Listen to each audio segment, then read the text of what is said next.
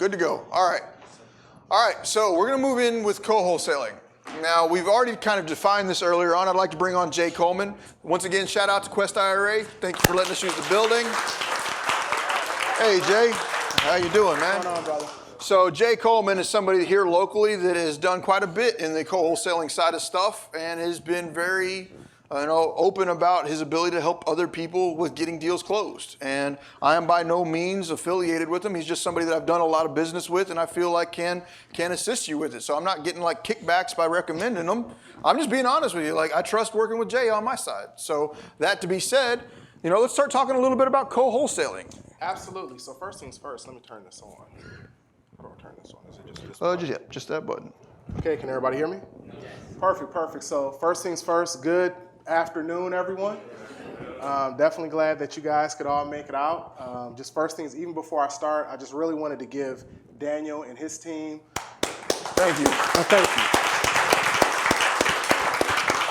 That's first things first. I remember, just real quick, I remember when I first started, I didn't have a lot of the opportunities that a lot of you guys actually had here. Like, to be able to have a training like this where it's absolutely free and there's a community actually pouring into you guys is invaluable. It's invaluable. 2 days of life-changing information, it's changed our life.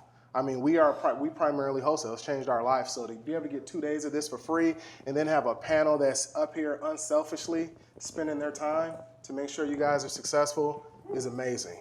So I just wanted to say that. I don't think there's any way to stress that more. The environment that y'all are in right now in this community was not existent 2 years ago. Sure wasn't. It wasn't existent 5 years ago for sure. And like whenever I was getting started, 2010 and 11, Facebook was kind of like a fledgling thing. We weren't real estate investor communities in Facebook. Yeah. So we were kind of forced to be islands. The only resource we had at that time were REIAs. And there were only like 2 or 3 REIAs in DFW at that time. So it was a totally different world. So this is a interesting environment we're moving into. Absolutely. And so I'm excited to be here today. Thank you for inviting me up here, Daniel. Thank you. So the biggest thing is so let's talk about co-wholesales. So I call co-wholesales JV deals, JVs. Okay, that's kind of JVs is joint venturing. Okay, so that's what my name. Some people may call it co-wholesale. Some people may call it JV. I'm JV. So let's kind of talk about this. So there's a lot of misconceptions about actually what is a JV deal. What is a joint venture deal, right? So a joint venture, let's talk about what it is not, okay? So what a JV deal is not is you partnering with somebody and somebody just taking 50% of your deal and doing no work and, hey, thank you very much. That's not what a JV deal is, okay? Now let's talk about what a JV deal, that's not what a JV deal is. Now let's actually talk about what it really is. So what a JV deal is you are actually partnering with someone that is seasoned and experienced in the wholesale process to actually help you get these deals across the closing table. So that is what Marsha and I do. My wife back there in the back, she's on her phone. That's Marsha, everybody. She getting a deal done. Yeah, she's getting a deal done, yeah. So that's what we do. So as you guys can see, as far as like wholesaling itself, when you actually start getting in the rhythm of it, it's fairly easy, right? Like the wholesaling concept is a pretty easy concept, but you can see that there's a lot of moving pieces in it to actually get a deal across the table. And that is the value that Marsha and I actually bring on JV deals, because usually when we're dealing with different wholesalers, we help new wholesalers get deals across the table. We help experienced wholesalers get deals across the table. Let's talk about this. So what happens if I go out and I contract a property, I've got all this done, I've got it negotiated, and I'm trying to find a buyer, I can't find a buyer, I reach out to Jay, how are we going to do business together? Yeah, so essentially, like Daniel said, so he has a deal under contract, but he doesn't have a buyer for it, or maybe he tried to market the deal and just was not able to find a buyer for it. So he reaches out to us, hey Jay, look, I got this deal, I have this deal under contract for this certain amount. Jay or Marsha, we're going to go ahead using the Propelio. We're going to go ahead and run the comps. We're going to verify what the value of the property is. If we think that you actually have a deal, we'll say, okay, hey, I think we can actually help you with this one because we have like an extensive buyer network. So there's a lot of different buyers out there, and Daniel's already talked about that. You have like, you have rental buyers, you have flip buyers, you have owner finance buyers, you have like land buyers, I mean, the multi-unit buyer, you have buyers for we have buyers for basically everything.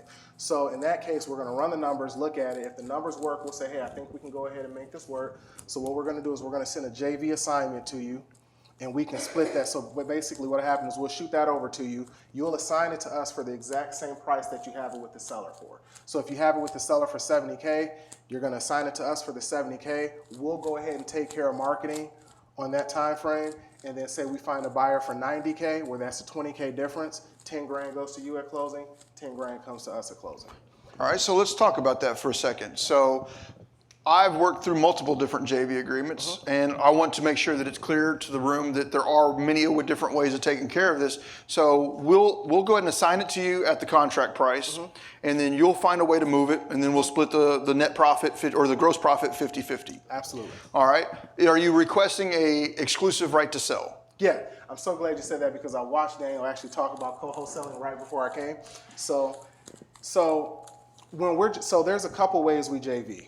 Number one, so just so everybody knows this, just so I can get it clear. So one way is where we actually split the profits with you 50-50, right? You're assigning to us for the exact same price that you have with the seller, we split the profits. Another one is we will actually, if we can agree on a price, we're okay with you actually assigning the deal to us at a certain price, because you know that we're consciously going to be marketing this to a buyer, and we can make our fee on top. So we're okay with the JV 50-50 split, or we're okay with you assigning it to us. But on to basically kind of like your question, whenever you come to us and you want to work with us, for us, because Marsha and I are established in the market, we're going to always ask for usually a 72-hour period that we have the deal exclusively with you, so that we can actually have a chance to market it to our network, get buyers in there to see the property, and move forward from that point. And see, okay, but on to that, sorry about that, but on to that, let me clarify something with you. So say and this is just how we do it, and this is why I think it's effective. So say for instance, you get that property under contract with the seller today, and say today what, January 4th, 5th? 4th? Yeah. Days just it's January. Yeah, it's January. So it's January 4th, right? So say you get the property under contract with the seller today, January 4th. And say you put a 45-day window on there, right? So you got to close mid-February sometime, right? So say, for instance, you come to Marsha and I January 4th, today, the same day you get the property under contract, right? And say, hey, Jay, Marsha, we need help moving this deal. Can you help us? Well, the thing is, what we're going to do is we're only going to take 72 hours of the contract time to actually find a buyer. If we can find a buyer within that first 72 hours, wonderful. We'll get a deposit locked in, and we can usually get a buyer to close within 5 to 7 days after that deposit's locked in. So the thing is, so what we put on any contract we do with any wholesalers in the market is we always put on there, just so you guys have your time on your contract back, just in case we can't perform in that 72-hour window. We always put a clause in there that says, hey, the contract is null and void if buyer has not wired the earnest money by this date. And it's usually that 72-hour period. So that way you don't have to, we're not eating up all your time. We're not playing that game that some of the buyers do where they're just trying to eat it up and trying to go around you and all that. We can usually move fairly quickly. So that's where I was wanting to add on is, like, you've got a 72-hour clause in that JV agreement saying for the next 72 hours, I have the exclusive right to sell that. I have seen other people in the industry not put a time window on it and just say, I have the exclusive right to market your property. Right. And when they fail to do it, you're kind of still stuck there, because the document said that they have the exclusive right to market it, and they, even though they haven't performed. That's why I believe that the JV agreement should have a bilateral agreement in there that says, you know, your job is to perform and help this get moved, but in the event that you're unable to perform, I can start going back to it. So he's got 72 hours, and that's a fair window. It's like, in 72 hours, you should be able to find out if we've got interest and whether or not we're moving forward. If you're unable to figure that out in that time, and that's something to go back to y'all on, is if you do have an experienced wholesaler that's unable to move it for you in that 72-hour window, maybe we need to renegotiate that contract. So absolutely. Do you work with other wholesalers on contract negotiation, acquisition? How do you work those types of deals? Yeah, so again, great question. So, and obviously Daniel's gonna ask a great question. So there's a couple different things. So again, in the JV process, it's kind of a little bit of a balancing act. So we're conversating with this wholesaler, and we're kind of finding where the gap is, right? Like there's a gap somewhere in the process, and we're trying to learn where do we need to fill in on that gap or whatever actually in the process. So say, and the question was again? Like if I have a lead that's coming in, I just don't know what to do. Like, let's rewind back to the current scenario. I offer the contract up to you. You say, yeah, let's give it a 72-hour shot. 72 hours goes by, and let's say I contracted it for 60, and you're getting offers back from your buyers list saying that they want to give you 54. Well, there's no one that you found that's willing to pay 54 for it. I've got it under contract for 60. It's not a deal. But we could still go back to the seller and try and renegotiate under that 54. Right. Is that a process that you'd be willing to help with, and are we still looking like a 50-50 deal? What are you looking to do on something like that? Absolutely. So within that 72 hours, if we can get the price to where we need it to work, we just go ahead and move forward with the deal, get the earnest money, send in the title, move forward with the deal. But in case we can't actually get it done within that 72 hours, if it's just not a deal, then the contract just cancels. I will reach out to you and say, hey, it's not going to work. However, if say for instance you have it under contract for 60K, but the highest buyer we have buyers interested, but the highest offer is like 50K, well, we're going to come back to you at that point and say, hey, we're actually able to move it, but this is where we actually need to be on the actual price. What do you want to do at that point? Because if we have a contract and we have a contract with you at a certain price, if that price needs to change and go lower, we're going to come back to you and talk to you about it. And if you need help, that's another gap right there. If you need help with communicating with the seller to work that price down, absolutely, we're going to help you with that. Our goal is to help you guys and partner with you guys to get the deal to bridge the gap and to help that deal get across the closing table so that everybody gets paid. All right. And you learn a lot along the way. So you're earning as you're learning. So this is one way I would say, like, for somebody that's needing some level of mentoring, like, JVing is a great way of doing it. Like, if we look at, I consider real estate investing a trade. I always considered it a trade. I learned how to be an electrician, an HVAC technician, a controls tech. I learned those were my trade. Real estate investing is a trade. How have we historically learned trades through our society? The previous generation, apprentices the next generation. This is your way of getting an apprenticeship. You know, historically, like way back in the day, if I wanted to be a blacksmith, I didn't go to a 3-day blacksmith guru seminar and pay $25,000 to learn to be a blacksmith. I went to the local blacksmith and said, hey, I want to learn how to blacksmith. And they're like, pick up a hammer, go get on the fire. You know, we learn our trade from the previous generation. So one of the key things that I think that if you're wanting to get into this business is find somebody to JV under. Like, you know, that's a great way of getting performance in here. Absolutely. So kind of transitioning kind of from what Daniel's saying into that to go a little bit deeper. So how does it look when we're actually JVing with someone that's brand new? Okay. And I'll tell you, and before I even go into that, the reason why we love JVing so much, that's kind of like Marsha and I, that's one of our niches, is because we actually like giving back. Like, we love giving back, and we like making sure that people actually understand how to do the process the correct way. You know, that's very important to us. But let's go ahead and fast forward though. So like, say for instance, we had a brand new wholesaler. Say for instance, you guys, right? You know, I was talking to you guys yesterday. Beautiful couple, by the way. But nonetheless, so say you guys came to Marsha and I and you said, hey, I got this, you know, hey, I got this lead. The seller is interested in actually selling this property. What do I do, right? So you're starting like from scratch. So the very first thing we're going to do is Marsha and I actually have a seller questionnaire template that we'll send you. So during the time that you're talking to the seller, you're going to get those questions answered. And when you get those questions answered, you're going to try to book that appointment within 24 to 48 hours. If a seller's saying that they're interested in selling, you want to strike right away. You don't want to wait on that. You want to strike. So you're going to get those questions answered, and you're going to try to book that appointment within 24 to 48 hours. Once you get the appointment booked, you will reach out to Marsha and I. Hey, Jay, I got the appointment booked for tomorrow at 4 o'clock. Where do we need to be on this? Then Marsha and I will start asking you basically the questions that we needed from the seller questionnaire template that we gave you, and we'll analyze that deal. And we'll say, hey, you know what? You're going to need to be on this deal. If you can get somewhere between 70 and 78K, if you can be somewhere between 70 and 78K, we can probably bring a buyer for this deal probably between like 90 and 98K. So you know, going in, kind of the price that you need to be. But another great thing is one of the questions on that seller questionnaire anyway is how much the seller actually needs for the property, right? Like, that's a question. If you can get the number from the seller, what the seller's actually needing for the property, if you can get that first, that's such a huge bonus, you know, because you may know that you can offer this seller, we may tell you you can offer this seller 70 or 80K, But if you didn't get that number first, what if the seller only wanted 30K? What if it wasn't even really a price? What if it was just they just need to get rid of it right away for whatever reason they were willing to accept 30K?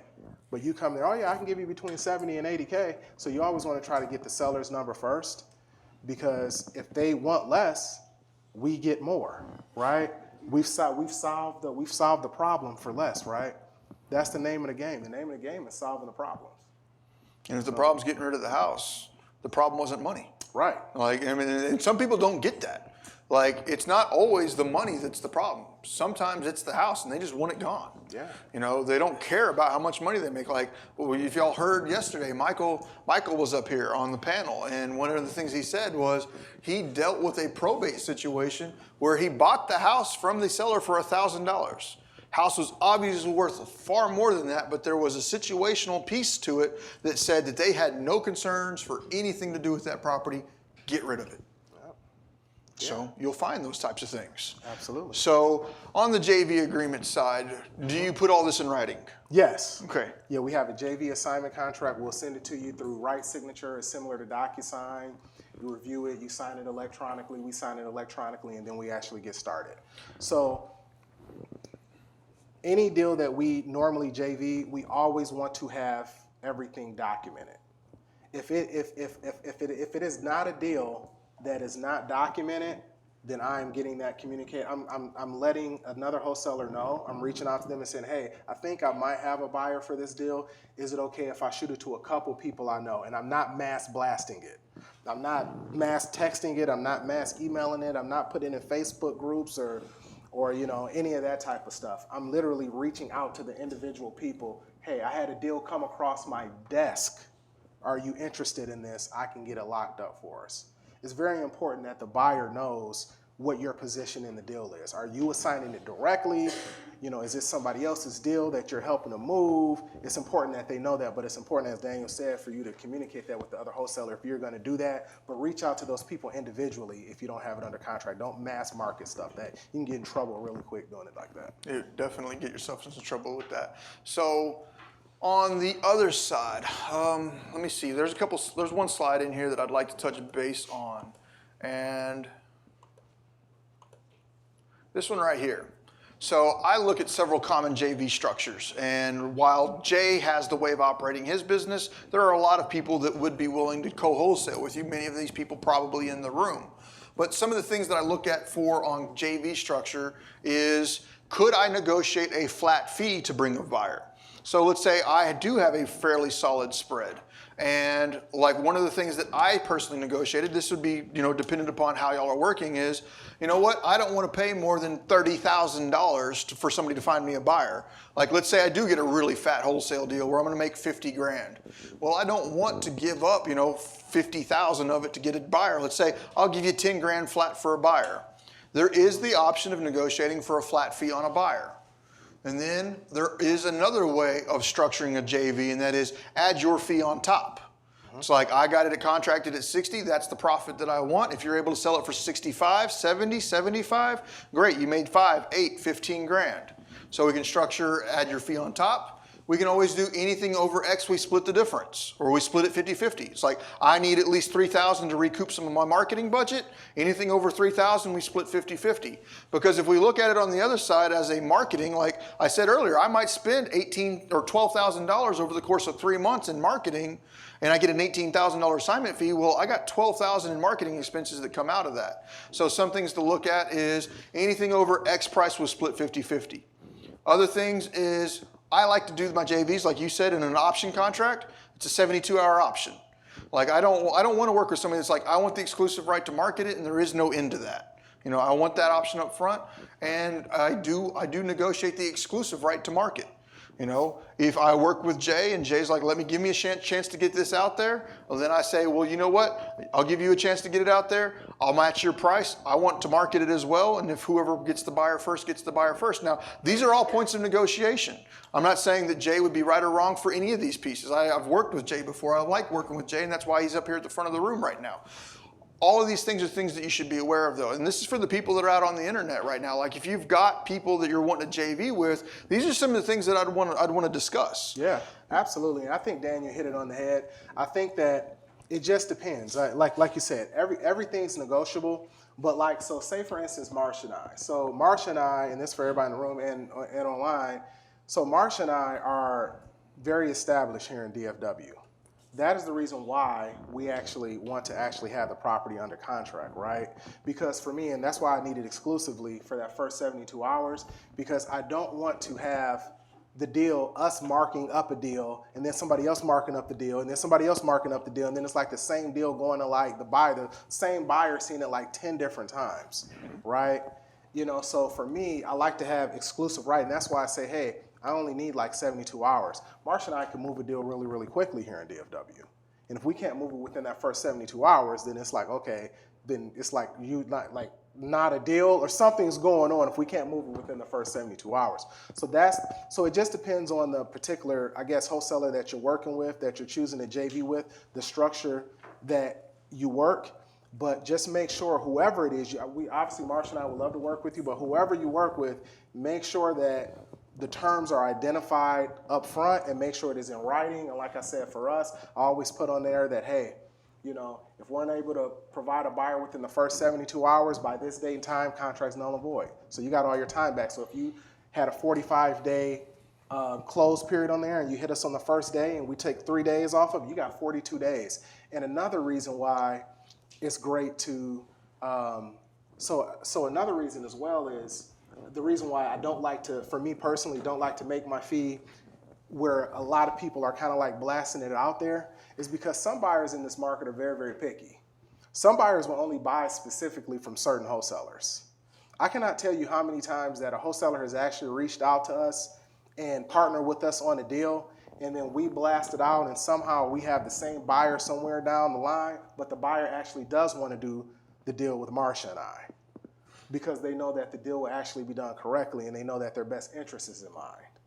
So I think that as you start getting established, you have to start as well kind of making sure that certain parameters and things like that are put in place, you know, just so that things are on the up and up for everybody.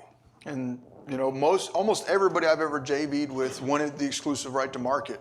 And if they do request it, I like the fact that it's a 72-hour option. So one of the reasons why I put that in there is because when I first got started, I did get burned by somebody that just ate my contract up. Oh yeah. It's not cool when they do that kind of stuff. Absolutely. So other things that you know, we obviously need everything in writing. Do not become the daisy chainer. like we all talk about it, the daisy chaining stuff. Daisy chaining is essentially trying to market someone else's property without even talking to them about it. Don't go out there and do that. That's not the way we do it. We have a question coming in from the internet. Yeah, we were talking about. I don't know what we're talking about, but I know what we're talking about. Come on. As far as you and Marsha, what markets are y'all focused in? Do you, when you're JVing or co-wholesaling, is it specifically DFW, all of Texas, out of state? What markets are you in? Great and what are question. your contact details? Yeah, great question. So we're primarily focused here in DFW, but we have done deals in Georgia as well. So if you're in the ATL market, I mean, we've done deals in the ATL market. I would say for us, because Marsha and I's network now is so extensive, I would not limit myself to just saying I'm in DFW. I would say if you have a deal and you need some assistance with that deal, reach out to us, because Propelio is nationwide. So there's no reason why I cannot analyze it. Our process that we do can be done anywhere. Like how we structure our day, it's a system. So it can be done anywhere. So to answer that question, we'll do any market. We'll do any market because I can go to Propelio, I can run the comps, I can analyze the deal, I know where we need to be, I know what it needs to be contracted for, and we can get a buyer for. I'm not worried about it as long as the numbers work. Do you have a minimum profit that you're looking to make per JV deal? So our average profit on each JV, there's a range there, but on average, usually most wholesalers and us, we walk away with like $6,000 each on average. So usually we can get like a $12,000 like assignment fee on a JV deal if we get it right, and they get 6, we get 6 on a 50-50 split. But we've had bigger deals. And contact details real quick? Yeah, so if you want to reach us, you can, Jay Coleman, Marsha Coleman, we're on Facebook. I mean, we're very, very active on Facebook, so you can find us on Facebook. You can instant message us, or you can shoot us an email at admin@jmcpropertygroup.com. admin@jmcpropertygroup.com. You can shoot an email that way too. Or if you have a deal right now and you are JV, and you're ready to JV, like you have a deal under contract and you're ready to JV, if you go to our website, www.jmcpropertygroup.com, www.jmcpropertygroup.com. There's a tab at the top that says JV Your Deal. Just click that tab, then it'll say click here, click there, and then you can start entering the information in on the deal, and then we'll follow up with you within 24 hours. Awesome. So we've automated it, so you can just submit the information there. We've got a couple of other questions that were coming, and then we'll work our way back around the room. So, Jason, where's the microphone? Okay. And then we got a question coming up here after that. Hey, just real quick, I wanted to touch base before we get too far in about the JV agreement itself. And kind of I was wondering, what type of legal protections does your JV agreement have? For instance, if you or the wholesaler is killed in a car crash before you close the deal, or if the homeowner is going to sue somebody, are you operating in like a LLC or anything as the JV, or how does that work in terms of legal ramifications and legal protections for you and the person you're JVing with? So if we're doing a regular assignment, that's a great question, Jason. So Marsha and I, we have an LLC. JMC Property Group's our LLC. So whenever something is being assigned to us, we're always closing it in that particular entity. As far as like when we actually have a JV agreement in place, our JV agreement basically puts, like if we're the ones bringing the buyers, obviously we would be the assignee on that one. So the assignor would be the other wholesaler. So I don't know if they would have a JV. They could have a LLC, or they could have it in their personal name, but the assignee is always in our name. When we split that a JV contract is basically like a split assignment contract to the end buyer. Like a double assignment thing? Is that It is. It is. Okay. Yes. Yep. It's just So yes. let me play on that. If y'all didn't catch the term that he just used, a double assignment. I have seen personally, the deepest assignment I've seen was assigned 7 times. Like it's crazy. Like the first person made 20 grand, the next person made 8 grand, the next person made 7 grand, the next person made 9 grand, the next person made 15 grand. It's like whenever people know buyers, and you find the right buyer. Like I know, and every one of the 7 got paid out of the deal. It went 7 assignments deep. It's crazy. But like a double assignment, triple assignments are not extremely uncommon. Absolutely. Yeah. So every JV deal we do, on the Daniel's point, is a double assignment. Yeah. Yeah. They're assigning us, we're assigning to the buyer. Yeah. Okay. So we had a question up here at the front. Yes, hi. Going back to when you said you'd equip the buyer, like a new JV guy, and what to say to the seller. Do you coach them on talking price over the phone with the seller? Like, would you coach me in talking price, or if the seller says, how much would you give me for this property? Because some people will say, never talk price over the phone. Just wait till you go in person and talk price, or would you, what would you say about that? So on our so that's a great question. So on our seller template, yes, you want to ask the seller if you can get a price with the seller over the phone. You always want to get the price with the seller over the phone, because that way you know what you're getting into, right? So if the seller asks for like 180K, and then you reach out to us and say, hey Jay, I've asked the questions, I got the appointment booked, the seller wants 180K, and then I see that the ARV on this property is 190K, then it's like, there might be some other strategies that may need to be utilized, that to convert that deal. But in that particular case, at least I can tell you on that one, like, this is probably not going to just be like a little standard wholesale deal. I mean, try to get it at this price when you go on the appointment, but if they're not open to that price, also talk to them about this particular strategy. It might be like owner finance or whatever, and then I can coach you on that and I'll help you with that.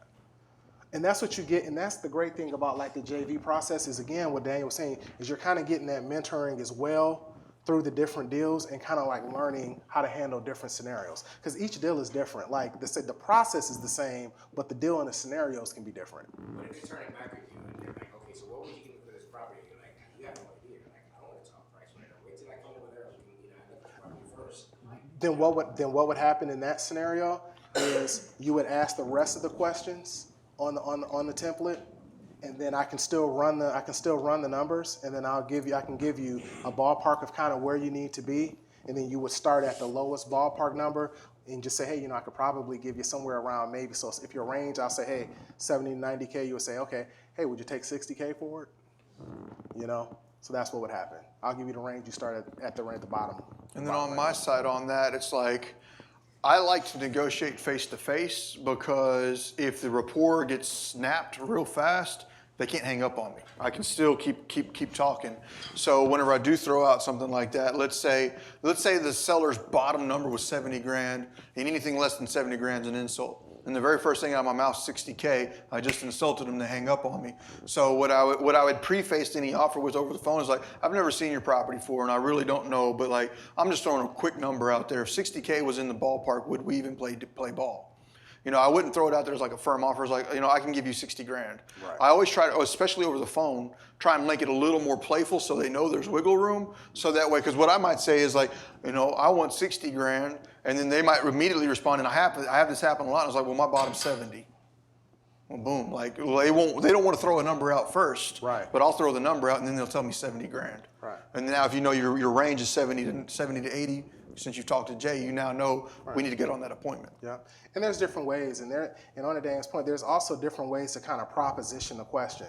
You can ask the same question like 5 different times, So the first time you can say, well, hey, what price are you thinking? What price are you thinking for? What price you're talking to the seller? This is you talking to the seller. Hey, so what price are you thinking about that you would need for the property? Well, how much are you offering? Well, I'm not quite sure. And then you can kind of go into answer some of the questions. Then you can come back and circle back around. Now, the first question was, what price are you thinking? Now, the second question might be like, okay, so hey, so again, what price are you thinking? What price were you needing for this? You're hitting them again with the question again. Now, if they're still giving you some pushback, you can ask a couple other questions. Then you can come back again and say, okay, well, hey, tell you what, if I can close this in the next 30 days, what price gets it done? So you can keep on hitting them with the question. And that will actually, because you're building rapport as you go over the phone and you're asking the questions, right? So as you're building that rapport, the wall should kind of start coming down a little bit. So now when you start asking those questions, the same question a different way, maybe you can get the answer that way. But sometimes they're just not going to tell you, and you may have to just go out there on the appointment. But even then, at least you're equipped and you know where you need to be when you actually go out there on the appointment. All right, I got a question coming in from the internet, and then we'll catch a couple more here in the crowd. So I have a good question, but I'm going to reword it, because the way they asked it was, if they have a lead, will you run it, negotiate it with the seller from the start to end? And then what I'll tack onto that is, what's the difference between co-wholesaling, joint venturing, and overall mentorship and coaching? Okay. You see that? Let's take that down in pieces. Right. So the first piece is, will you do the entire deal for me? So I'm not going to be pimped by anybody. I'll help. For me personally, I will help them with the deal. So there's a couple different ways I would handle that scenario. If they want me to literally handle the whole deal, then at that point I'll just say, hey, if you want to just pass the lead on to me, I can just give you a fee. I can just give you a lead finder fee. If you want me to just do everything from the beginning to the end, I'll just give you a fee. Just pass the lead to me. But if they need help along the way, I can help them. So I can help them, So like if they need, hey, what price do I need to offer the seller? What questions should I ask? Like I said, I can give them the template to know what questions to ask when they're on the phone with the seller. I can tell them what price that they need to be. I can let them know what pictures they need to take on the, I can tell them what pictures they need to take on the appointment, so I can help them. I can help them negotiate with the seller. That won't be a problem. We can do a 3-way call. I mean, if it takes that to get the deal done, we can do a 3-way call, and I'll help out. So, I mean, again, being a strong JV partner is us being able to bridge the gap to say, well, hey, this is kind of what you need from us to get this deal done. and us being able to help there. So we can, on some JV deals, it may be a lot of extensive effort and help that we're giving you guys, but then on some other deals, it may just be very minimal things that are needed. But we're able to bridge the gap to realize where we kind of need to be to help to get the deal done. Okay. So I do have a couple of other topics that I want to touch on this. So let's grab one or two more questions, and then I'm going to move back into this.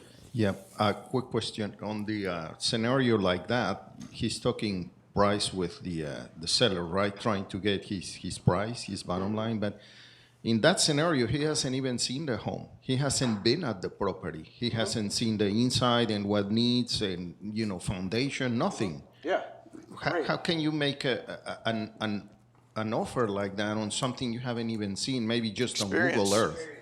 Love it. That's the answer right there. Experience. So for me, I can basically guess. So some of the questions on that template are: how old is the roof? Is there any foundation work that's needed? How's the plumbing? How's the electrical? When's the last time it's been updated? And I can see that, okay, this properties in this area are selling for $100,000 to $120,000. And I can look at pictures on Propelio when I'm running the comps, and I can see how the properties actually look. So by the answers that they're giving me from that template, when they call me and I'm asking those questions, and they're giving me the answer, I can probably say, yeah, this is probably going to be close to about a $30K rehab if that condition is correct. But now, however, if the seller says, oh, well, say we get the property negotiated and stuff like that, and the seller said, like, yeah, I'm ready to move forward. Now, say for instance, they said the roof was brand new, and it isn't. Or they say, hey, there was no foundation issues, and it isn't. Then we go back and renegotiate, because when we gave the offer, we were going off what they actually communicated to us. Okay. I'll take that last question because you've been waiting for a while, and then I need to get back to some other points on this. Have you done any? We got the mic here? Oh, appreciate it. Have you done any deals where the home is tenant occupied and you did some negotiations there? All right. Absolutely. So we do quite a few JV deals or whatever where it's tenant occupied. So are you asking, what scenario are you asking? Are you asking a scenario where, how do you show the buyers? How do you get the buyers in there if there's a tenant? Or So I assume on the back end, the buyer's okay with the tenant being in the home until whatever, or do you have buyers like that? It's situational. So let me repeat the question for the internet. The question was, like, if we're doing a JV deal and there's a tenant in place at the property, how are we finding buyers? What kind of negotiation are we doing with the tenant to figure out what to do next? Yeah. So my question to that is, it just depends. It's very situational, like Daniel said. It also depends on the buyer. So like, say for instance, the property, say the seller wants $60K. And the property's renting at like $1,500 a month or something like that. Well, hey, if there's a performing tenant in there and they're already performing at a rent rate that a landlord buyer will want, they're okay with the tenant being there. Now, however, if the tenant is like way below market rent, then say they're on a lease and their lease expires, like today's January, their lease expires in March, well, the buyer needs to know that. Like, hey, there's a lease in place until March. They're paying, this is what the market rents could be. This is what they're currently paying. So there's a lease in place until March. So the buyer would need to know that. Now, if it's a problem where the people are just like squatting in the house and they just don't want to go or something like that, then that's a situation where the buyer knows ahead of time, like, hey, you know what? If I get this deal from you, I'm probably going to have to end up evicting these people. So as a wholesaler, it's your responsibility to understand the scenario that you're actually putting your buyer into on that purchase. Because at the end of the day, the seller is your product, the buyer is your customer. The product is the houses, the buyer is who you want to make sure. You want to make sure everybody's satisfied, but the buyer is who you want to cater to, because you want to think about repeat business. So you always want to put the buyer in position to win. So last question, and I've got to touch base on some other stuff. I'm running behind. You kind of answered it, but like, I was looking at a property one time, and there was some squatters in there. Mm-hmm. You know what I mean? I really didn't know what to do with them. Right. I couldn't find the owner of the house. It was like an old lady. Mm-hmm. And then the guy that had the power of attorney, he was in prison. Mm-hmm. And so people were just squatting, and you know what I mean? And I had no idea how to get them out, how to... So I had one like that down in Humble, Texas. It was a crack house, and there was about 9 or 10 people living in it.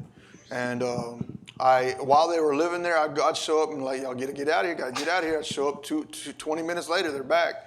And I got finally down, I got it assigned, and I found a buyer, but the buyer was adamant. It was like, if there's anybody in that house the day of closing, I'm not buying it. So the night before closing, like I paid somebody to stay down there, and I just took everybody that was in there. I was like, hey, let's go have some fun. Let's go have a party. We're gonna go do something. And I just got everybody out the house. I got them and I got them off to the other side of town. Like, let's go have some fun. And like it was, you know, fortunately on that side they were tweaking and they were all freaked out. But like it wasn't like a standoff situation where they wouldn't talk to me or they wouldn't do anything with me. They weren't there.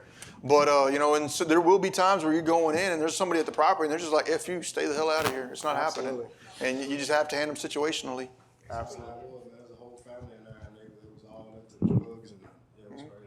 A lot of times on that side, I don't know about you, but I've been around enough people on that side. Money's important. Yeah. So like I start talking about some money, and money can normally make those types of things disappear. Mm-hmm.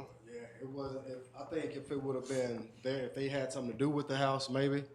But since the lady that owned it, she was an old lady, and she was in the. So this is a quick conversation of what I'd have with those squatters. I just sit down and say, hey, babe, this is the reality of what's coming. Whether this is something you want to accept or not, this is what's happened. The property is being sold. And at the moment it's sold, if we have to evict you, you get no money.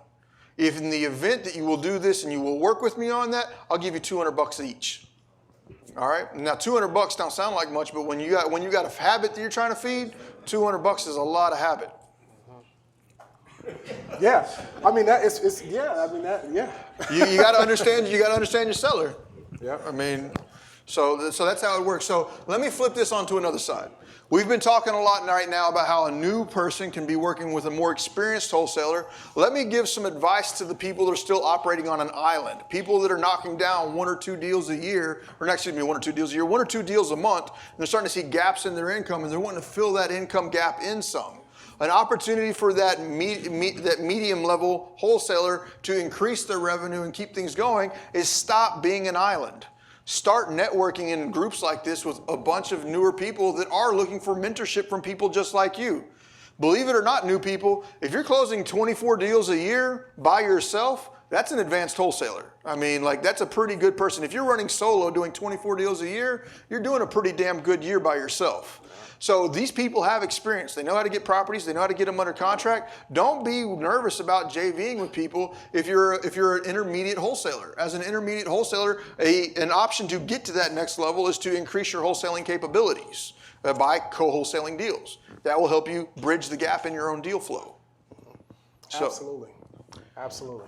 One last question I'm going to have here, and that is, how am I going to get paid if I JV with you? Like, I don't know Jay. I don't know how he runs his business. I assign him the contract, and then I find out I lost all my money. How do I know that I get paid on this thing? Yep. So essentially what happens is once we actually get that JV contract or you assign it to us, however it works, then if need be, we'll start the title. We'll get the title work started at our title company, or if you've already had the title work started at your title company, we'll reach out to the title company, make sure that they understand everything that's going on, and then on closing day, when our buyer actually wires in the funds, the title company will then split out the funds accordingly. So you'll be able to get your check from the title company. You can have it wired to you however you want.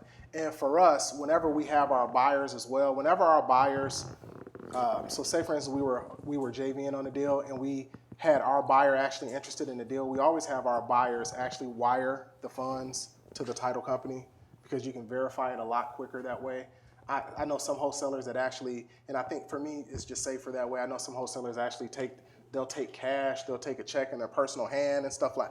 I don't operate like that personally. I'm not knocking anybody that does. I just don't operate like that personally. We always have our buyer wire the funds to the title company. Okay. Yes, sir. We'll get a microphone. Thank you, sir.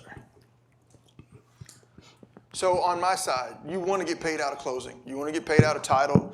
If you're trying to do a JV with somebody and they're like, I'll pay you after closing, I don't think that would be, that may be how they operate. They might be up and up individuals, but I would much rather see my company, my assignment fee show up on the HUD and receive my funds at closing.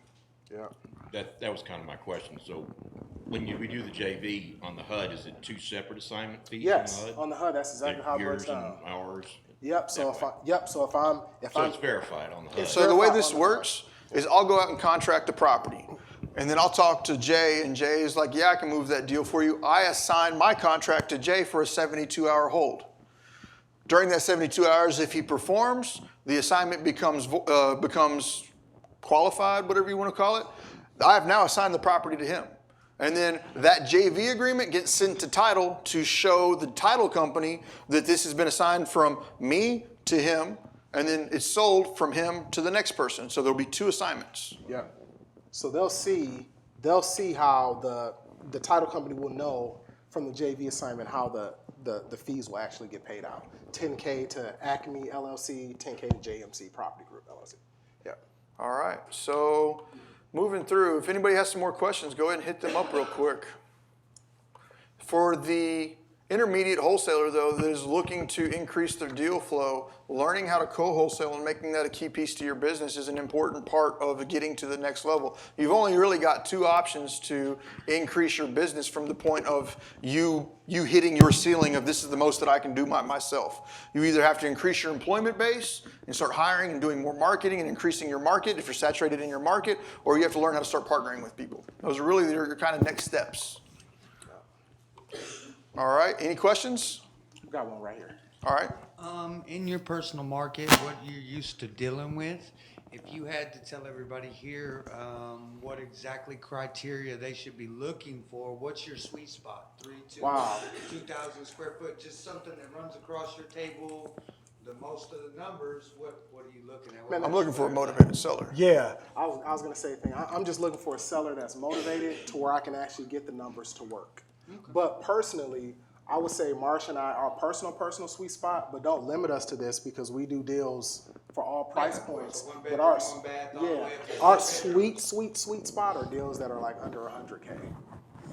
Because most deals under 100K, those deals might work for flippers. Those deals for sure usually can work for a landlord, buyer. They can be potential owner finance deals and stuff like that too. So I mean, under 100K is like our sweet spot where we like to do a lot of our personal marketing, but we're not limited to 100K. We obviously above it. We moved 300K deals before. I mean, it doesn't matter. The numbers just need to work on it. There's a buyer for everything if the numbers work. You tried feeding me a couple $1 million properties. Yeah, I didn't try to send Daniel a couple of them too. I went and looked at a couple of them. Yeah. There was that one over on the golf course. Yep. That was a nice looking house, by the way. It was, man. Yes, sir. How do you get paid? Do you get paid to your LLC, to your personal name? What if you're a realtor? How do you do this without having to pay your broker? Okay, so for me, you get paid directly from the title company.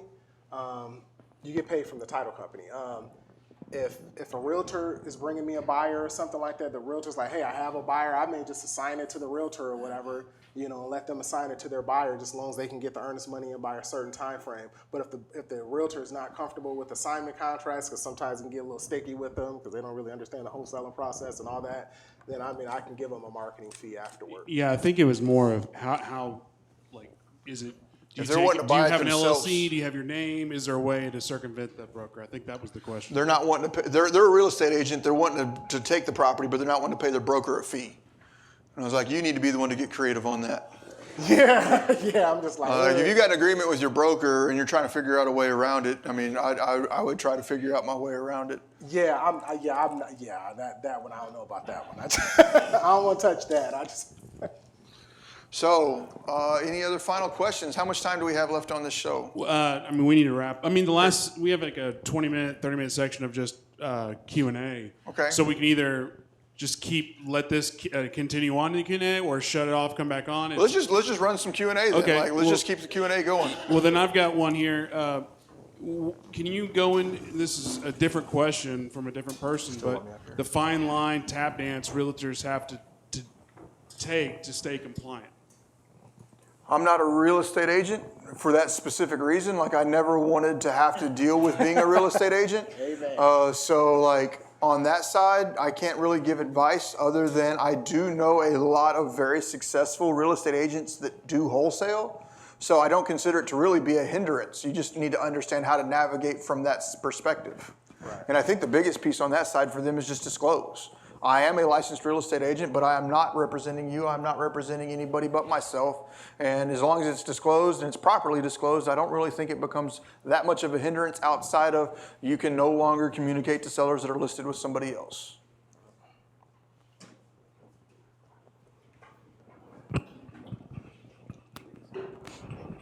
So my question is probably pretty easy, but I want to ask it. So the hardest part, it seems like for us, you guys are willing to help us on the back end and things like that. As a new wholesaler, the hardest part for me is just to get out there and find the property, right? Right. And it doesn't seem right. So the Propelio, does that help with the lists, or just go out? Like, is there any suggestions on? And I don't really want the easiest way, but possibly. I guess just my question is what's the best way for a new wholesaler to go out there and find properties? Like, I've already purchased a list, right? So possibly just get that list, kind of come up with my own criteria, filter, sort, things like that, and start making those phone calls.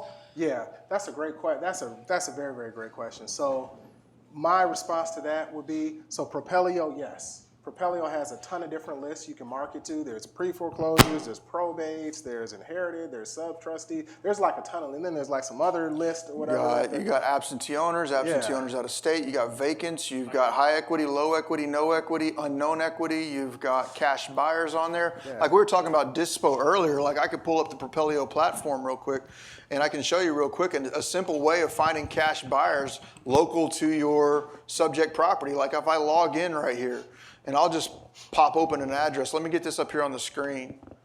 It is over there. This is going to be hard for me to see, but I'll just click on a lead that's in the system. And if I scroll down, I'll click this little lookup button. And it's going to show me the property address. It'll show me any of the information about the deeds, the land, the property information. It'll show me the neighborhood, what's going on around the neighborhood. But I can come over here and just say, show me all the cash sales in the neighborhood. And then I can zoom in on that. It's really hard for me to see my screen from here. So like there's all the cash sales right around there. And there's the people that have bought it. Access Bank Texas, Sylvia Ardea, Hannock Properties LLC, Rick Baldwin, Denise, Brian Fowler, Clover Real Estate LLC. So like if you're wondering who's buying properties in that area for cash, Propelio just showed you in about 14 seconds. Right. So like if you're trying to find that, if you're talking about finding some lists, like I can come back over here on this side and excuse me if I'm struggling to see because I'm looking at a 27-inch TV 20 foot away. But I can come over here and click on marketing lists and I can say, you know what, show me motivated sellers. All right, I can scroll down here and see my list options. I'm looking for geography. I'm going to say, just show me everything in, let's see here. I'm really struggling. 76112. So there's all the properties. There's 11,814 properties in 76112. And then I can come in there and start breaking it down by, I only want 2 to 3 bedrooms. I don't want any ones. I don't want anything less than, let's say the minimum is like, I want a 1980 build. Well, at a 1980 build, there's 2,250 properties in 76112 that meet that criteria. I only want something that's at least 1,200 square feet. Well, there's 1,874 properties, and I only want them if they are vacant. Well, there's 11 properties in 76112 that meet that criteria and are vacant. So yeah, that definitely answers my question. So I could go run all those properties, go to their houses, not say, hi, I'm Sean. Right. You can skip trace them. Yeah, you pull it. And then beyond that, I take it another step further. I consider right now one of the best resources for the wholesaling community, especially for someone new without a budget, is Driving for Dollars. Yeah. And if you have not seen the Propelio Driving for Dollars app yet, like on my phone right here, it is like I can pop it open. So I'm going to take this shameless time to plug Propelio a minute. But if I pop this open and I open up Propelio mobile, like on my app right here, like I don't know if the computer or the screen can see it, like I'll come in here, I'll say start traveling, and I'll start seeing a satellite view of the entire location, and all I have to do is as I'm driving down the street and I see properties that look distressed, you know, tarps are on the roof, HVAC's hanging out the window when it's obviously a central heat in their house. You know, I start seeing properties, all I have to do is touch the map of where that house is, and it'll pull up all of the owner's information. I can skip trace the owner right there. I can direct mail the owner right there, and I can see everywhere on the map that I've driven, so I can start mapping out my drive and making it a simple option. So with Propelio, you can get lead lists, you can get comps, you can get over here the Driving for Dollars app, you get unlimited websites. So if you need a website for your business, all in Propelio.com. What's the difference? Let me get you a mic. Glad you brought this up. What's the advantage to getting the Propelio Driving for Dollars app versus Deal Machine? Like, what's The value. What's the major difference? So the biggest thing I can say is the value. So for a similar price point to what you'd be paying for Deal Machine app, you would get a very comparable app, plus you would get all of the websites that you want. So like with Deal Machine app, you can't get a website. And Deal Machine app's like $49 a month. So if you pay $49 a month at Propelio, you get the Deal Machine, you get a very similar application as Deal Machine, plus you get unlimited websites. And if you choose to pay $98 a month, you get the websites, you get Deal Machine app, you get the websites, the Driving for Dollar app, you get the nationwide comps, nationwide lead lists. You get a lot more value for the same price. Yep, sends postcards and skip traces. Like 60 cents. I don't want to lie to you. I don't have it right in front of me. It's like 60 cents. And the feedback we're getting from our customers is the data on our end is a little bit better. Yeah, so the skip trace data is better on our side from what we're being told. You got this guy right here willing to teach you stuff. Right. Yeah, and then you've got me pouring into you. Yeah. Get the list, skip trace the list, start calling people. All right. Start talking. All right, got another question over here. Where'd the mic go? Okay. My question is, could you simplify how would wholesale a deal if they're late on, if they're behind on payments on their mortgage? Because I'm really interested in that, but I don't. It's not clicking yet. Okay. So essentially it's the exact same process unless you're doing a different strategy like a short sale or something crazy or something like that. But like if it was just a regular wholesale deal, it's the exact same process. So essentially what a title company is going to do at the very end is the title company is responsible for making sure that that property actually passes clear and a buyer actually receives a clear property, clear of any liens, judgments, debts, things like that. So when the buyer funds the money to the title company then gets that money, just pays off any debts that are owed on the property and pays out wholesalers, whoever's involved in that transaction, the title company makes sure all those fees are paid off. So say for instance, you have a deal under contract with the seller for $150K. Well, say they have a $90K mortgage on the property. Right? Say you sell it to your buyer for $160K. Well, the buyer sends $160K to the title company. Out of the $150K that goes to the seller, $90K gets the debt gets paid off, and then the seller gets the remaining portion. May I add on to that? Yep. Okay, couple quick things. So I worked on pre-foreclosure for quite a while.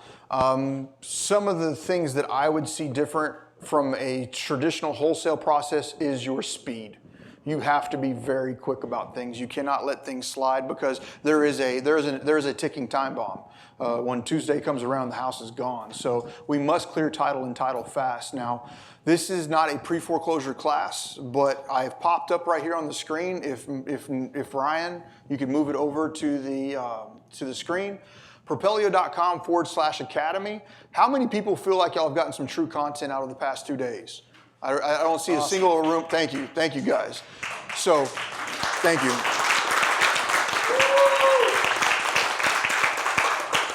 What if I told you there was like 20 plus courses available online that are no different than what we've had for the past 2 days? Propelio.com/academy is the exact same thing. So like if I come in here to the Propelio Academy, I got to find my mouse. I'll come down here and say explore courses. And there's this really ugly looking guy in here that teaches on pre-foreclosures. My internet connection might be dead right now. But all I have to do is click on explore courses, and guess what's in there? I've got a 18 video class that I personally taught on pre-foreclosures, and it'll go through the things that I'm looking for at the appointment. I need third-party authorizations. I need authorizations to release information from my title company. I'm going to need to know all of my loan information, and I need to get put on as an authorized user for that lender ASAP. Because let's say I've only got 5 days to close. Well, if I send a third-party authorization to the bank, it might take 72 hours to image that third-party authorization in, which is a long holding time for me to just do nothing. So what I'll do is when I'm on the appointment, I'll have the seller call their bank while I'm there and say, let's add Daniel Moore as an authorized representative to communicate with you on my account. What that will allow me to do is allow me to start calling the bank and saying, hey, is there any chance we could do a forbearance agreement and get this property extended so that way give me another 30 days to get this property sold. I intend to have it sold give me 30 days to get it sold. During that time, I'm going to start requesting payoffs. I'm going to start requesting reinstatement fees. I'm going to start requesting all of these types of things so that way, if in the event I'm unable to achieve a forbearance agreement, I can move the property forward in a quickly, timely manner. So like, there it goes. It finally loaded up. You can see in here, we've got a wholesaling course right here, which is what we're teaching live. This live representation, you get a little more feedback on, but I've got this. If y'all want to watch that, there's a 14 video course doing what we just talked about here today. We've also got in here hiring and training virtual assistants, building a recession-proof business, private lenders. We've also got in here mobile home investing, Airbnb, lease options. We've got note investing, brokers, rolls, and trek contracts, lead generation and management. That woman right there does $1.5 million a month in direct mail. She's teaching you about direct mail. If I come in here, notes and private mortgages, seller financing, title. We've got multifamily, wholesaling, subject to and wraps. We've got NLP. We've got 20 years of investing wisdom. And right there is a 17 video course just on pre-foreclosures. So if anybody's asking, like, how do I get more information about this business? How much does it cost to get in the Propelio Academy? Cost you an email. It does cost an email. It's not free. I got called out on that the other day. It's going to take you an email to get in there. So if you want to learn more about pre-foreclosure investing, that's the place to go. Okay? You're welcome. Cool. Yes, sir.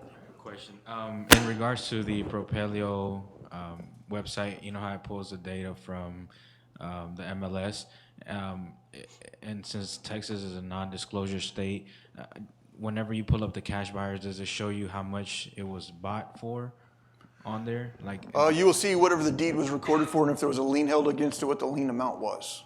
Okay. So like if I pull back over there, it's really hard for me to see that screen from back here. But if I go to Propelio.com, I got that set up in there. I'll come back over here to my leads. I'll just come over here to my dashboard. I'll pop open this property. And then from in here, if I scroll down, I'll do the property lookup. And it's going to show estimated value. Should show on their last transfer. We don't have the deed transfer for this particular property. And it'll show what the last mortgage information was. And sometimes not all of that information is populated because it does come from public record and it's not always easily receivable. But there was a lender back in 2018 that put a $243,000 lien against that property. So the last sale was probably 2018 unless they did a refi. And it was for $243, an estimated current market value on it's $347. So I know, or $327. So I know there's like, $70,000 in potential equity on that property. Boom. Yeah, I mean, we try our best to make this process as accomplishable as possible. Hey guys, we've got the Titanium group back. Yeah. Woo-hoo. All right. So how are we on to the next class or to the next portion? So we were scheduled the panel at 3:45. It's 3:20 now. So probably need another 2 minutes, but maybe do a 2-minute break. Oh, I've got another class, so we'll just go ahead and throw this other class on without a break. Okay. Yeah, I've got 2 more classes. But okay, so we've got virtual wholesaling. Let's talk about that real fast. You got any experience virtual wholesaling? Yeah, we've done. We'll stay up here, man. Okay. Y'all can come up here too, man. Yeah. By no means am I up here thinking I know everything. Yeah. I really like to see alternate points of view. So if we can grab a couple more microphones for these people, but when we're virtually wholesaling, some of the key things that we're going to want to do is analyze the market that we're going to be in. What kind of inventory? What kind of days on market? What volume of cash purchases do I have in these other markets? What kind of rent ratios are landlords expecting out of these markets? And what is it looking like owner-occupied versus tenant-occupied? I want to analyze that market that I'm going to be going into. Do y'all have any advice on that side?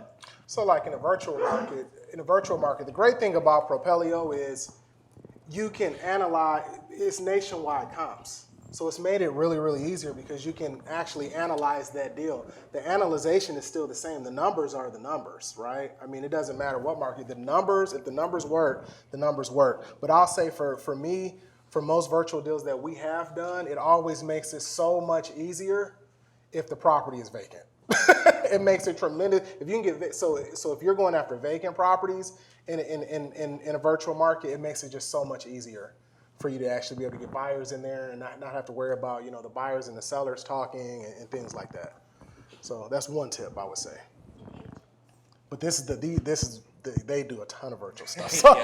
Yeah, we've done quite a bit. So, as far as the analyzation of virtual deals, I always try to be more conservative than I am on, say, a deal here in DFW. I've lived in Fort Worth my whole life, so I know it like the back of my hand. Whereas when we went to St. Louis, I know nothing about St. Louis. So when I do use Propelio, which we do use to run comps in markets like St. Louis, we're going to be a far more conservative, make sure we're really bringing a great deal. And then also we JV a lot on deals that we're wholesaling. I'm going to go to someone that has a presence on Facebook or Instagram that I know is a big time player, and I'm even going to trust them, and I'm going to bring them the deal before we even lock it up and say, hey, I'm seeing an ARV of 50,000. Do you agree? A rent rate of 1,000 because this is what I'm pulling up on my comps. Do you agree? If you agree and we lock it up, can you dispo this for me? So that's a lot of how we've done our virtual deals. Okay. So yeah, like working like with other people in that market at first, and if you're going like all broad and just anywhere, la la la, yeah, you run the numbers the same. But I like to also look at, or have people look at what other wholesalers are putting out there, analyze like the prices, because yeah, you can work with other people, and I definitely recommend that. We've gone in both ways. Always works out smoother as we're learning a market. But a lot of the times we were going into this, we didn't have Propelio nationwide at that time. We've been virtual wholesaling since almost the beginning. So just really being able, like taking notes on what other people are putting out there, even if you're not JVing with that person. Like you can only JV with one property with one person, but also just recognizing not just ARV values, recognizing what is listed that is in need of repair, what other wholesalers are putting properties out at. So Okay. it helps you kind of verify your buy price. Yeah, all right. I don't really have much to input on that. I'm not a virtual wholesaler. I'm not, like, in my entire career, I did one property that was not in DFW, and it was in Houston, and I was too worried about it that I actually drove down for it. So, like for me, like, virtual wholesaling was just never on my bucket. To this day, I know I can virtually conference with people, but, like, I would much rather just meet you face to face. Like, yep, I'll fly there. Like, I know I can hop on a virtual. I like to see people face to face. I just do. Well, and that's what's great about working with other people in other markets. If you're going virtual, it's because you have that whoopee, you have your comfort blanket, security blanket, whatever you want to call it, because they do have the foothold, they do have boots on the ground, they do have this, that, or the other. And like we mentioned yesterday, you can get contractors to analyze it. You can get an inspector to go tell you every little thing that's wrong with the property. You can get people to go out and take pictures and things like that. But there's really nothing like having somebody else who completely understands your objective that you work with, that just gives you that comfortability. Awesome. So on this next slide that Daniel pulled up here, I'm going to talk a couple of things on this because this is vitally important. If you want to virtually wholesale, the first thing that I tell everybody that you need to do is get a good title company, because a lot of times, especially if you're going outside of the state of Texas, there's going to be different rules, laws, costs. For example, we can do a double close here in DFW using pass-through of the funds. That's not going to be as easily done in some of the other states. Some title companies are not going to know what you're talking about. So a lot of times we would double close a deal. This is actually something that we made, just a company decision way back when. We didn't want our buyers to know how big our assignment fee was ever. So we worked it out with our title company. It cost us around $500 to double close. We just made that decision as a company that every single deal we were going to double close. Well, then when we went to other states, we found out the hard way. And so RJ would have to spend a week on the phone with a title company, even though it was still Fidelity National Title in Seattle, Washington. They had never heard of what I was talking about. So I was having to send them HUDs and walk them through the settlement statement showing how we were doing it, and then even putting them on the phone with our title company here in DFW. So just because it's the same company, I didn't I didn't interview them beforehand. I just thought because they were Fidelity, they would do the exact same thing. So that's very important. And then also making sure that you're looking ahead and say you do lock something up, like Jay said, vacant's a lot easier because you're not going to be there, but making sure you have somebody on your team that can show the property to your buyers and have that lined up way before you lock a property up, because we've run into that issue before as well. We lock it up and we didn't have anybody lined up to see it. We posted on Facebook. We have 10 people that want to go see it, and now we're running into an issue where we look like jackasses because we can't even show you the property.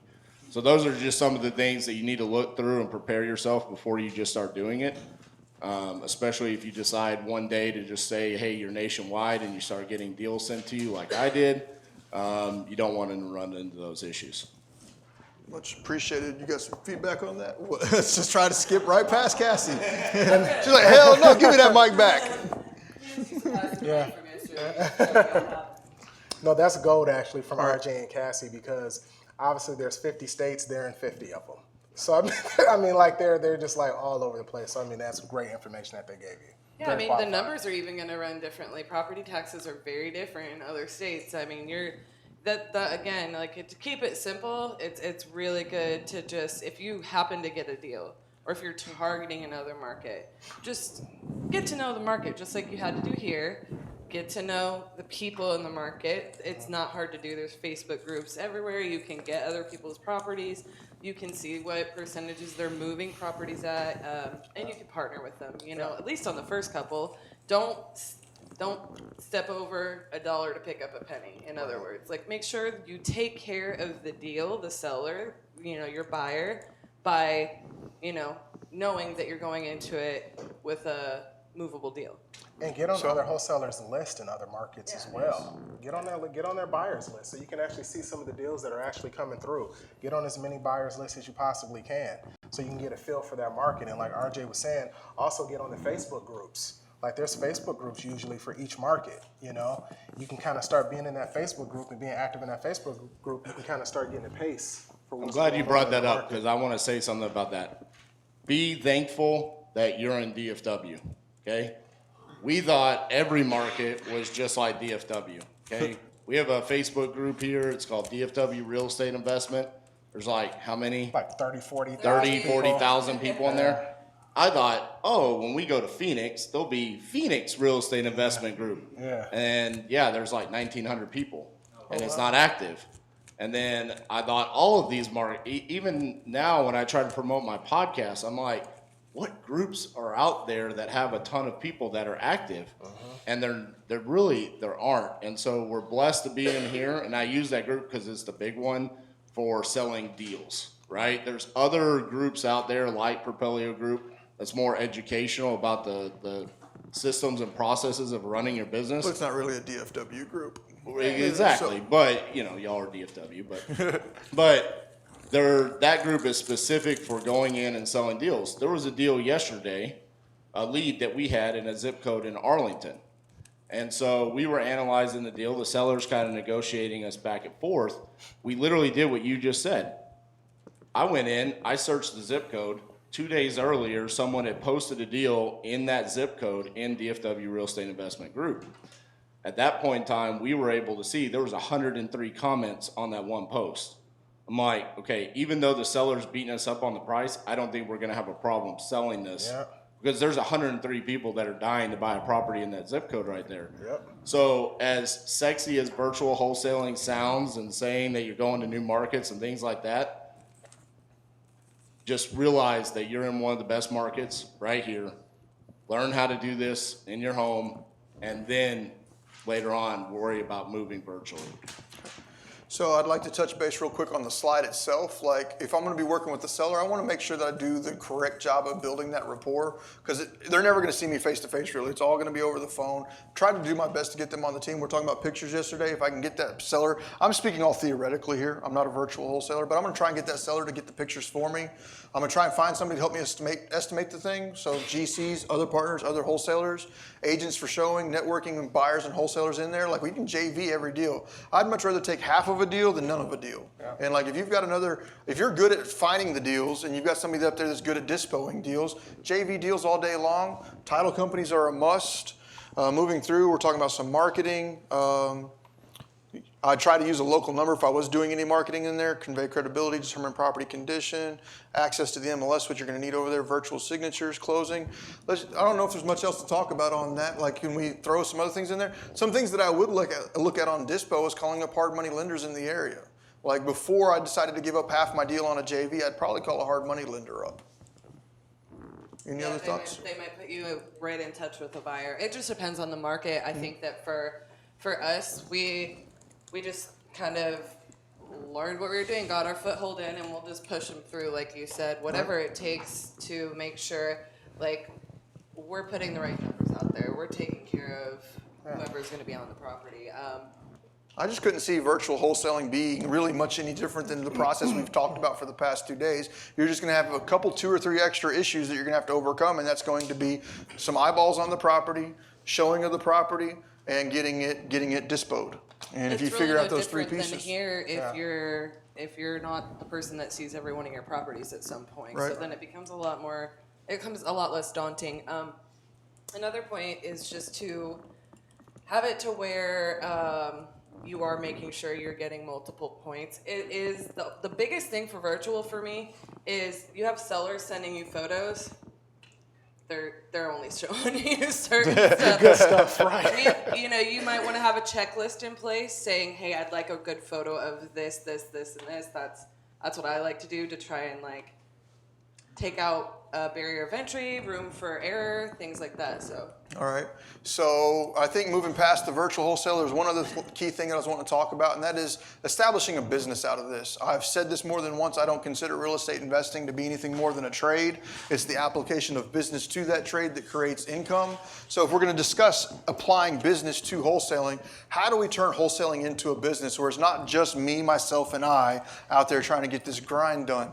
We have people here that have established businesses out of that. Let's get some feedback. Like, what does a wholesaling business look like? Who are the key people on your teams? What are you doing as a wholesaler to turn this into a business so it is not just a full-time grind for you to do 9 different jobs? I say that really, that looks different for everybody. It's just like every house, every project, every business is going to look a little bit different because it's going to be based on what really you're good at. Like you specifically are going to start out with just you or you and a partner. And like, for example, RJ mentioned yesterday, he'll still jump in on acquisitions because it gives him energy. He loves to do it. And that doesn't mean we don't have acquisitions people, but that's not the first people that we hired because of that, because that's what we were good at. So, you have to take that into account. I personally would think that taking somebody to take some of the administrative or marketing tasks off your plate would be like my first steps in building a team, only because like we can, like between us, it's not hard for us to move a deal, but it's hard for us to keep up with the more remedial tasks or administrative tasks. So training somebody to do that like clockwork, a transaction coordinator, or outsource it to someone like Atlas. Outsourcing that component of it, that's why VAs are so popular. You can outsource something that takes your time and takes your energy and focus on what you're really good at, therefore being able to increase your volume. Like a lot of people prefer to go in and, they're looking at their KPIs and they want to, double their volume so they know what they have to hit, so they're going to hire an acquisitions and dispositions person. For me, that role has been harder historically for us to train in because it was one of those components that things come very naturally for us in a certain regard, and it became very hard for us to train.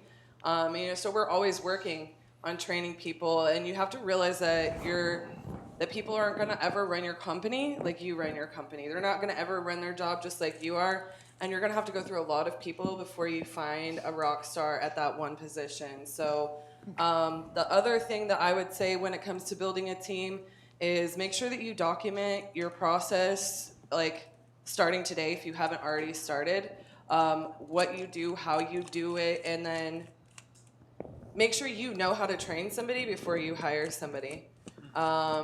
Or recognize that they're probably not going to last, and they're temporarily helping you.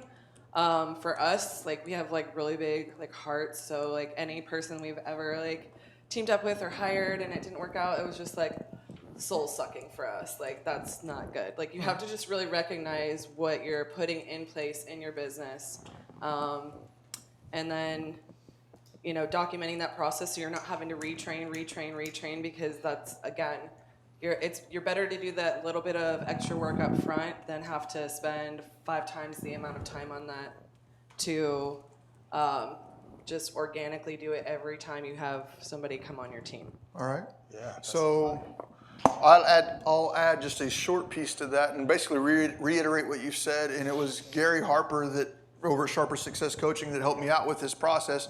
And he was like, build your accountability chart, which is essentially every role that you would possibly ever need in your business and what their jobs specifically are. And then up front, you're probably filling every one of those. But whenever it's time to hire somebody, you look at your accountability chart and you be honest with yourself and you say, which one of these jobs is getting abused? Which one's not happening? Which one's not performing well? And that's the person you replace first. So whatever it is, that's the person you hire first. And then Jay, Michael, y'all want to put some feedback on that? Yeah, I think Cassie hit it for me, but you can go for it. Okay, so like I said, with us, I think it's whenever you're ready. If you're gonna do your wholesale, if you want to be a one-person show, that's good. I mean, there's good money in that, of course, because you get to keep 100% of the commission, right? So you want to keep that one-man show.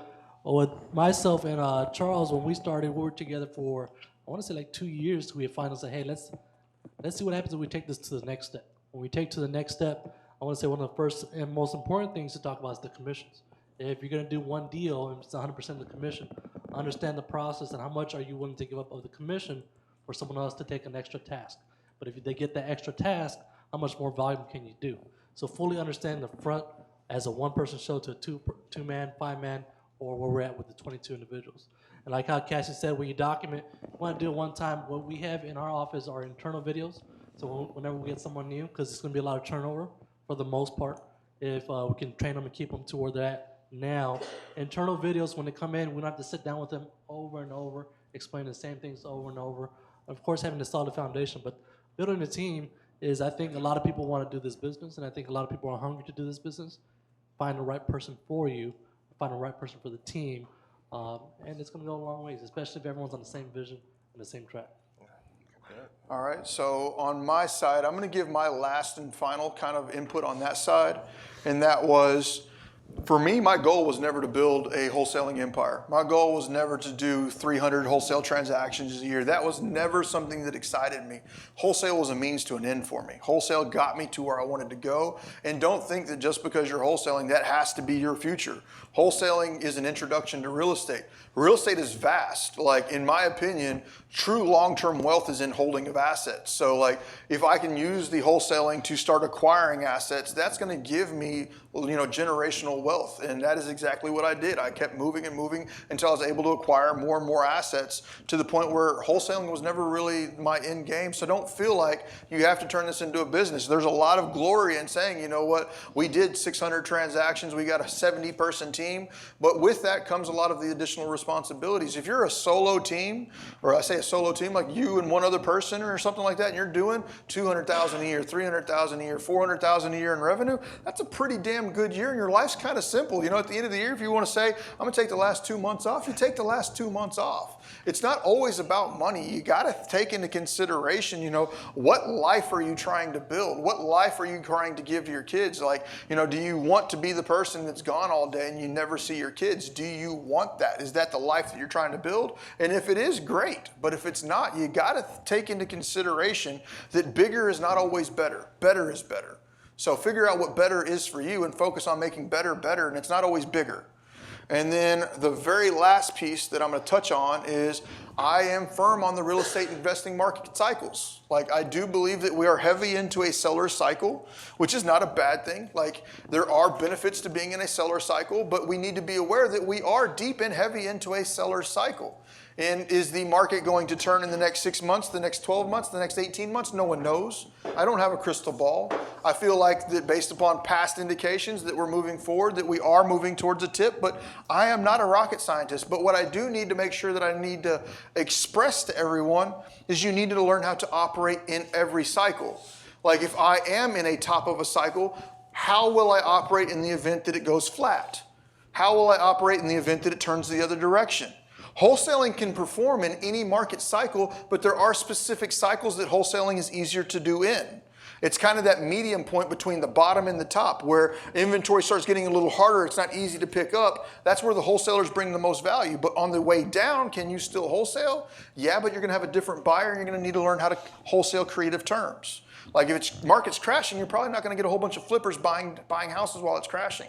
Well, if you're not having flippers buying, you might have sub-2 specialists buying for wraps. You might need to understand who your sub-2 specialist in that market is and learn how to negotiate and contract properties for them. So if you are wanting to stay on the wholesale side, you can perform.